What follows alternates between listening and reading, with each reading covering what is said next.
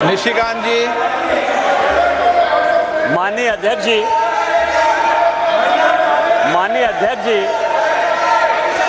कांग्रेस या उसके समर्थक दल किस तरह से लोकतंत्र का गला घोटते हैं वो मैं उदाहरण हूँ। मैं गांव में पैदा हुआ, मेरे माँ पिताजी आज भी गांव में रहते हैं। आज जब मैं पार्लियामेंट के लिए चल रहा था तो मेरी माँ आज एम्स देवघर में भर्ती है सर। उसने मुझे फ़ोन किया कि बेटा यदि पार्टी तुमको मौका देती है तो आज इस बिल के बारे में जरूर बोलो। और इसीलिए कहा उसने कि जो महिला है सर, आज यदि सारे पुरुष यहाँ मौजूद हैं तो उसका कारण महिला है। यदि महिला नहीं होती तो पुरुष का कोई एग्जिस्टेंस नहीं होता।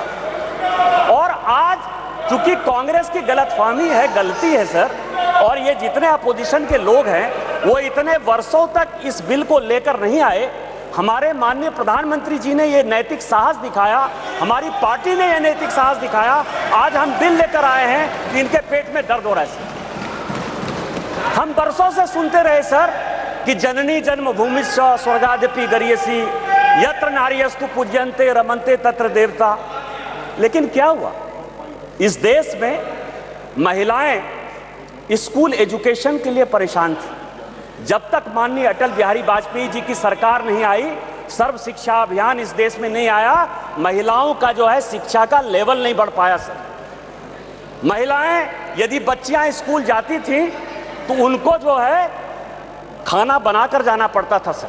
और इसको जब हमारे प्रधानमंत्री जी ने देखा तो मिड डे मील स्कीम जब तक कि सरकारी स्कूलों में लागू नहीं हुआ तब तक महिलाओं की संख्या, बच्चियों की संख्या नहीं बढ़ी सर। और उसके बाद जो सबसे बड़ा प्रॉब्लम था, इस देश के प्रधानमंत्री ने जो सबसे बड़ी बात की कि उनको सम्मान दिया सर। सारे स्कूल में, स्मृति ईरानी जी उस वक्त एचआरडी मिनिस्टर थी, सारे स्कूलों में शौचालय बनाकर महिलाएं कैसे अच्छा से पढ़ेंगी, बच्चियां कैसे आगे बढ़ेंगी, उसी का ये उदाहरण है। और उससे आगे बढ़कर आज जो कल से लेकर परसों से लेकर माननीय प्रधानमंत्री जी लगातार बोल रहे हैं कि सही समय है, यही समय। और इसी समय पर आज ये ऐतिहासिक सेशन बुलाकर माननीय प्रधानमंत्री जी ने महिलाओं को जो सम्मान देने का काम किया, उसके लिए हम भारतीय जनता पार्टी के कार्यकर्ता गौरवान्वित हैं। और हम उनका जो है आदर और नमन करते हैं कि उन्होंने महिलाओं को आरक्षण देने का फैसला किया। सर मैं पढ़ रहा था, काफी बातें कही, मैं केवल 2-3 चीजें बताना चाहता हूं, फिर अपने विषय पर आऊंगा सर। ये देश इस संविधान से चलता है और इसका आर्टिकल 82, मनीष तिवारी जी यहां बैठे हुए हैं, कल से लगातार वो संविधान संविधान संविधान की बात कर रहे हैं। अभी सोनिया जी ने भी बोलते हुए बातें कही कि अभी क्यों नहीं लागू कर दिया, कब से लागू कर देंगे। ये देश संविधान से चलता है। मैं आर्टिकल 243D और आर्टिकल 243T, जिसके लिए कि उन्होंने बड़ा अपने आप को गौरवान्वित महसूस किया कि हमने पंचायत में जो है महिला रिजर्वेशन लागू किया, बड़ा अच्छा किया। लेकिन ये आर्टिकल में 243D और 243T हमने तो नहीं दिया।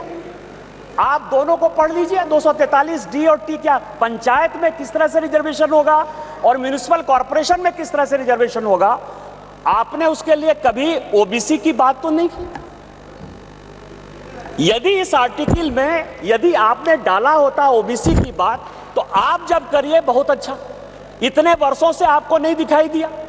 उसी तरह से 1947 से लेकर 49 तक ये पूरा संविधान सभा चलता रहा। परसों से यही भाषण सुन रहे हैं सर। इस कॉन्स्टिट्यूएंट असेंबली से लेकर 1952 से लेकर आज तक चुनाव हुआ, कभी किसी ने राज्यसभा में रिजर्वेशन की बात नहीं की, विधान परिषद में बात नहीं की। आज भी राज्यसभा में शेड्यूल कास्ट और शेड्यूल ट्राइब को रिजर्वेशन नहीं है, विधान परिषद में शेड्यूल कास्ट शेड्यूल ट्राइब को रिजर्वेशन नहीं है। आप कौन सी नई बात केवल पॉलिटिकल एंगल के लिए ले आते हैं? आपने जब नहीं किया, जब तक आज तक जो है भारत के संविधान में यह कहा गया कि राज्यसभा में कोई रिजर्वेशन नहीं होगा, विधान परिषद में कोई रिजर्वेशन नहीं होगा। और जब माननीय प्रधानमंत्री जी और भारतीय जनता पार्टी इस बिल को लाती है तो आप कहते हैं राज्यसभा में रिजर्वेशन नहीं है, विधान परिषद में रिजर्वेशन नहीं है। आप पंचायत में कहिए कि कोई ओबीसी को रिजर्वेशन नहीं होगा, चाहे म्युनिसिपल कॉर्पोरेशन में कोई ओबीसी को रिजर्वेशन नहीं होगा। और आर्टिकल 82 है सर, जो एडजस्टमेंट ऑफ ईच सेंसस की बात कर रही है और सीट बढ़ाने की बात, सब पढ़ लीजिएगा इस आर्टिकल को। इसमें कहा गया है कि 2026 तक सभी चीजों को हमने फ्रीज कर दिया है। आप अनकॉन्स्टिट्यूशनल काम करना चाहते हैं, आप उसके ऊपर जो है कहते हैं कि 2024 से लागू कर दीजिए, तुरंत सुप्रीम कोर्ट में जाएगा और सुप्रीम कोर्ट में तुरंत स्टक डाउन हो जाएगा। क्या आप चाहते हैं कि महिलाओं को रिजर्वेशन नहीं दें? और जिस तरह से आप केवल राजनीति के माध्यम से इस महिला रिजर्वेशन को लॉलीपॉप बनाते रहे, घुमाते रहे, वही भारतीय जनता पार्टी करे। हमारे प्रधानमंत्री जी हैं जो कहते हैं कि जिसकी मैं शुरुआत करता हूं उसका अंत भी करता हूं। यदि ये महिला रिजर्वेशन यहाँ आया है तो महिलाओं को अधिकार मिलेगा, मिलकर रहेगा, दुनिया की कोई ताकत इसको नहीं रोक सकती है। लेकिन इनके यहाँ क्या दिक्कत है सर?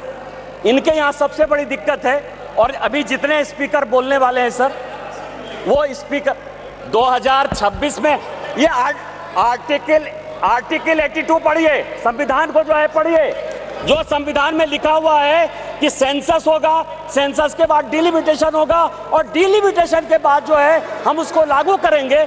और ये आर्टिकल 82 कह रहा है, ये 82 कह रहा है।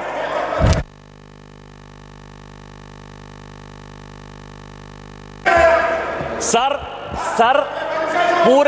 पूरे देश दुनिया में कोरोना के कारण लोग मरे, माननीय प्रधानमंत्री जी के कारण आज 140 करोड़ लोग बच गए।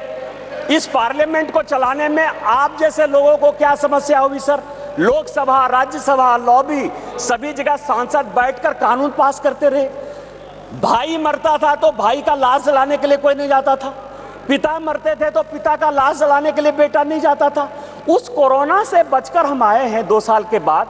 आपका तो आपने क्यों नहीं कराया? आपने क्यों नहीं कराया? कितने लोग थे जो रोड पर घूम रहे थे? कितने लोग थे जो खाना खिला रहे थे? सारे जगह के ट्रेन बंद थे, सारे जगह की सब स्थितियां बंद थी।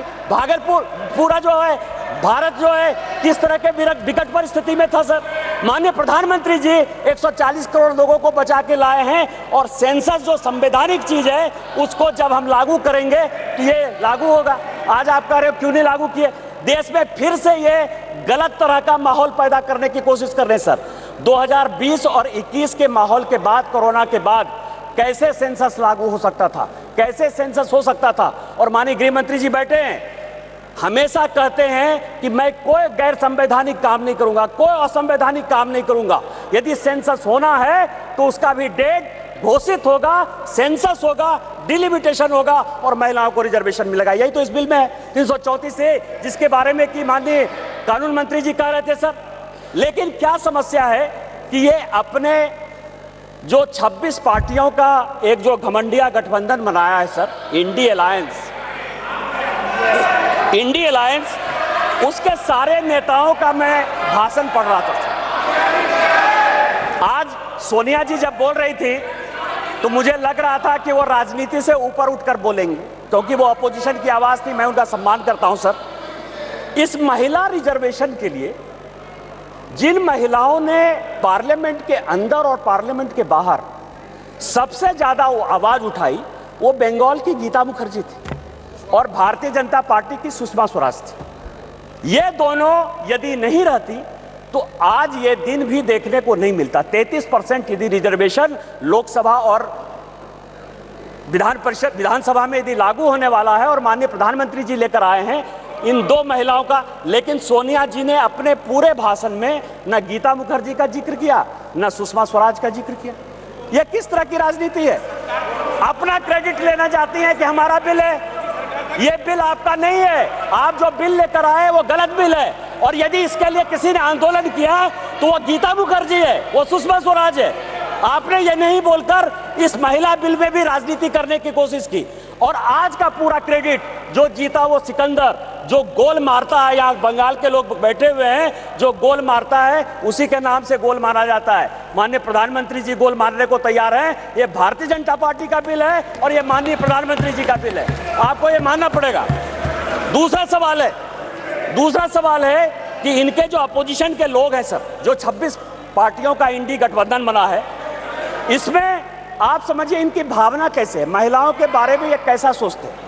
ये सोचते हैं, अब नहीं रहे, इसी सदन के सदस्य थे, राज्यसभा के भी सदस्य थे, इनके पार्टी के बड़े नेता थे अपोजिशन के, वो कहते हैं कि परकटी महिलाएं आ जाएंगी। क्या महिलाओं के लिए इस तरह की बातें होनी चाहिए?